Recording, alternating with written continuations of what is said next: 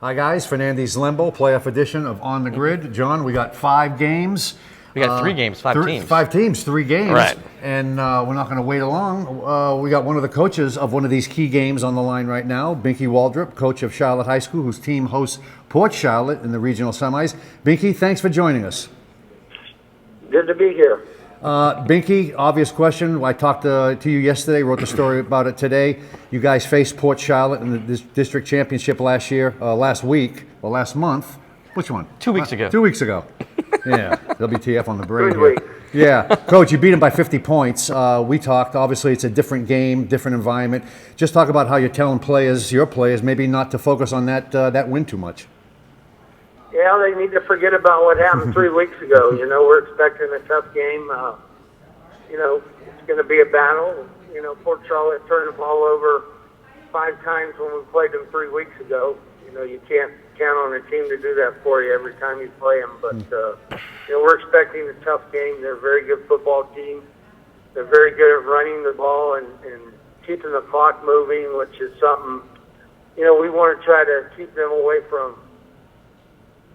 Hey, Coach, obviously a lot of your offensive stats this year have been really, really good, but the one that impresses me, your quarterback, Brendan Sims, 4 interceptions, 191 attempts. What is it about him that he's able to kind of make the right decision and kind of, not throw the ball away, and how perfect of a fit is he for your offense? Well, he's grown up a lot from last year. He was a pretty good quarterback last year. His stats this year are really kind of mind-blowing.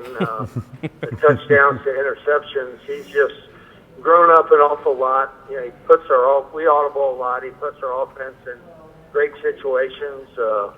He just really turned into just a real mature kid. Doesn't make many mistakes. Coach, we have several rivalries up here that we're familiar with. Sarasota Riverview up in Bradenton. We have Southeast Manatee. It used to be that way. But down your neck of the woods, your rivalry's pretty strong too. You played in the team's first meeting back in 1982. Just for people up here who aren't familiar with it, just talk about the strength of the Port Charlotte rivalry. Well, it's turned into a great rivalry. It's always a huge crowd. It really, really got good. I think 3 and 4 years ago, they actually beat us, and the series has been kind of lopsided. But the last 6 or 7 years, there's been some really great games, and since it's been like that, the rivalry has really kind of taken on a new meaning. It's a little more followed. The games are a lot closer. And especially like I said, with them beating us a couple times, it's added a little more to it to us. It's just it's been a great rivalry. A lot of people come to see it. We're not a big area down here to begin with, and this is one of the things that people kind of take seriously down here. Last one for me, Coach. Obviously, you played him a few weeks ago, but what kind of environment do you expect at your stadium? I mean, not only is it a Port Charlotte game, but it's a second-round playoff game. So you're expecting a big crowd, a lot of energy. How nice is it to have a game like this, at home at Tarpon Stadium? It's great. It'll be crazy. It'll be like the college atmosphere. When we played 3 weeks ago, there were over 6,000 people here. I wouldn't expect any fewer than that for this. It's the first time we've ever met in the playoffs. It'll be crazy. It'll be a great environment. It'll be just a fun game to be a part of. Coach, you're familiar with the rivalry. You're the dean of area coaches. You've had other great teams before, but this team, you're averaging 44 points a game. Just talk about this team's expectations. I'm sure you pointed toward the state Final Four, but if you don't win the next couple of games at least, will you still consider it a successful season, given what you've accomplished up to now? Yeah, I'm thought a lot. It's kind of funny, You wake up Saturday morning, you're 11-1, and you're really going to feel pretty bad about what you've done. It's kind of a funny thing to say, but it's true. We've got high expectations. We've got some young players on our team, so we've got a chance to be pretty special again next year. But we play 1 week at a time. We really don't think ahead to next week. And, if we're fortunate enough to get through this week, we'll play a very strong Naples team that's, been steamrolling everybody down south of us. Binky, just best of luck. Want to thank you for joining us here on the Grid. And I'm sure going forward, maybe we'll chat again down the road a little bit here in the playoffs. All right. Thanks, guys. Thanks, Binky. Thank you, Coach. Take care. That was Binky Waldrop, head coach of Charlotte. That it was. Just breaking down the 3 games. Right. Might as well start with that one. 50 point. I know Port Charlotte's not going to turn the ball over. We hope 4 times. But Right. I see another maybe Charlotte win in this, and I don't think you should be afraid to say that either, really. Yeah, I think so. I mean, 50 points is a big margin, and I think you hate to write Port Charlotte's obit prematurely, but they've had a great year. I mean, I didn't think they'd win last week. Right. First road playoff win. I guess I think Charlotte right now is the stronger football team, and I think they'll advance on Friday. Yeah, I don't think Binky's going to have to worry about his kids being overconfident. I think those teams are pretty well grounded down in South County. Your game, the game you're going to on the road, Yes. Manatee at Dr. Phillips. Yep. Tough matchup. Right. Dr. Phillips had a tougher schedule this year. Just talk about that matchup a little bit, and what's Manatee facing up there? Well, the positive for Manatee is they won at Phillips last year for the 8A2 championship game. This, of course, is semifinal with the redistricting and stuff. So Manatee knows that they can win up there. I'm not saying it's a guarantee, but they know they can win up there. And Dr. Phillips knows that they've lost up there to Manatee.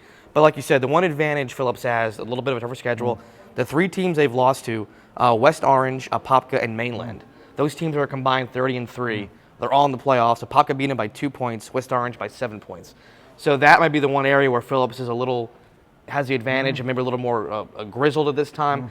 But I think it's going to be a good game. I think Manatee's offense, I've talked to other people about this, is better than it was last year. It's a lot more balanced. The year A.J. Cole-Giovanni's having with his receivers. He's thrown for over 2,100 yards this year. A lot of yards after catch for Tariq Milton, Reggie Carter, and Kavius Price. I think it's going to be a good game. I think Manatee will win by about maybe less than a touchdown. Obviously, it always comes down to turnovers, but you've covered Manatee. They travel pretty well, don't they? You mean like in terms of fans? And fans, and even when they go on the road, they're not affected by the environment? No, they're not. And that's, they opened the season in Hoover, Alabama. Right. So kind of like what we said last week of Venice going to South Fort Myers, they flew to Texas. Manatee flew to Alabama when the year started. So getting on the bus and going to Orlando, it shouldn't be much of a problem. And they always bring a nice group of fans. They do travel well, fan-wise. And like I said, it is in their favor a bit that you're going 2.5 hours, but you're going to 2.5 hours to a place where you've won before with the same group of guys, essentially. And that carries weight. I think it does. Yeah, that. Will it win the game for them this year? I don't think so, but at least you have that, and you're not going to a totally strange. They're going to walk on that stadium. Oh yeah, we've been here less than a year ago. We can do it again. Yeah, and it's right across. If everyone's going, you leave early from here because it's right across the street from Disney.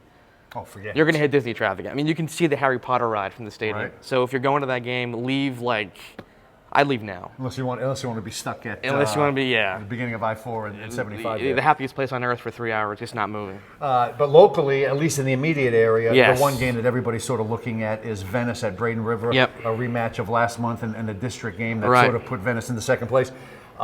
Just break down this game. Braden River doesn't have Raymond Thomas. Right. They had him the first game against Venice. How do you see this game unfolding? I think it's going to be a great game. Yeah. And I said it the last time too, and it was a 10-point game. Venice fought back. That was almost 20-3 in the first quarter, and Venice made it the game. So, they adjusted. I still think Braden River might be a little bit of the better team right now. So if I had to pick, I'd pick Braden River. But I think Venice is very motivated. I think they wanted a second shot at Braden River as soon as they left the stadium that night.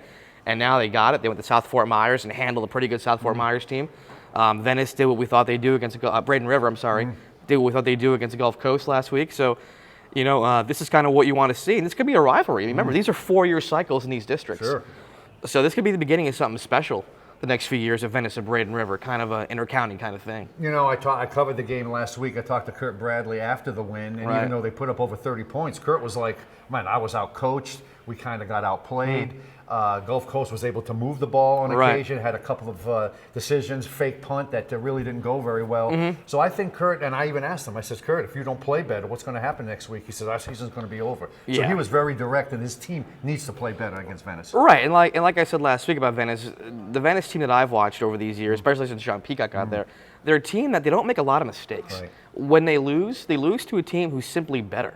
And you look who they've played in the playoffs. They ran in the Manatee 3 years in a row with Cord Sandberg in the second round. Then it was Armwood.